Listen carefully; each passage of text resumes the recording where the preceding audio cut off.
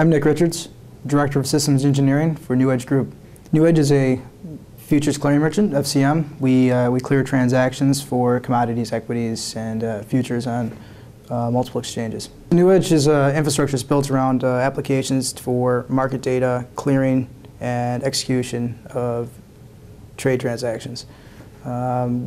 We have roughly 2,000 servers deployed globally. We decided last year to go through an aggressive process of virtualization. We wanted to scale up into a cloud as quickly as possible, and as I sat down and began architecting how that was going to look, it became apparent that the more that as I continued to add density to my systems and put more guests per host, that the bottleneck was going to become the throughput to the network and to the storage arrays. And we looked at several different options on the market. And one of the things that came to light was the idea of profile management and being able to have a server as a commodity piece. It dies, it crashes. Pull it out, replace it, reapply a profile, and be back up within minutes. As part of that challenge and looking to resolve that issue, one of the vendors that came to light and I think really showed their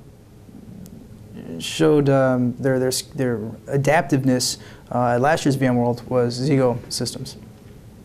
We were discussing this with some of the VMware engineers, and it came to light rather that there was a company out there that they had worked with at last year's conference, VMworld conference, that was able to retool within a few hours to move from fiber channel to iSCSI due to a last-minute change in the storage provider.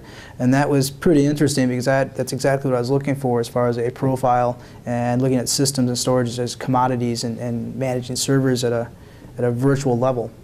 When we looked to kick the tires and see what it was like, we were actually very shocked at how simple it was to install. It truly was plug and play. The switches, calibrated the domains, they were on, they were up, they were running. Very nice. One of the things that we wanted to do is with cost savings within our VMware project was to currently reuse hardware on the books. We didn't want to purchase and spend new capital on new hardware. So we were looking to reuse our blade centers, and we purchased 4 directors, 2 for each data center to provide the redundancy. We initially are deploying on a DDR platform, but we are definitely looking to move to the QDR as soon as it's available. Our infrastructure is designed to handle QDR at this point, and allow us, as we roll new hardware in with additional more memory, more cores on each board, allow us to go even denser, which effectively allows us to spin up more within our data center without expanding our current footprint. So virtual I/O within our environments is, again, I think a key point to be successful within a virtual world and as we look to consolidate systems down.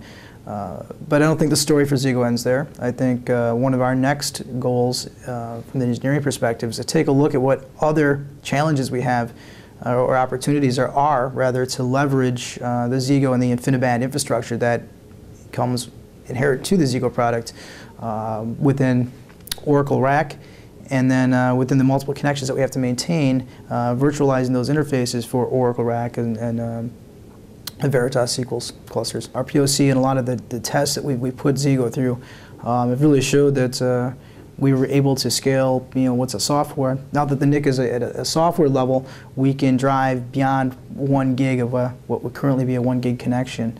We're seeing massive throughputs, consolidating 13 high-speed, high-performance databases down to 1 hardware device, 1 piece of hardware. There is just a large amount of throughput that we're able to scale and throw back at the network or back to the SAN. It's pretty impressive.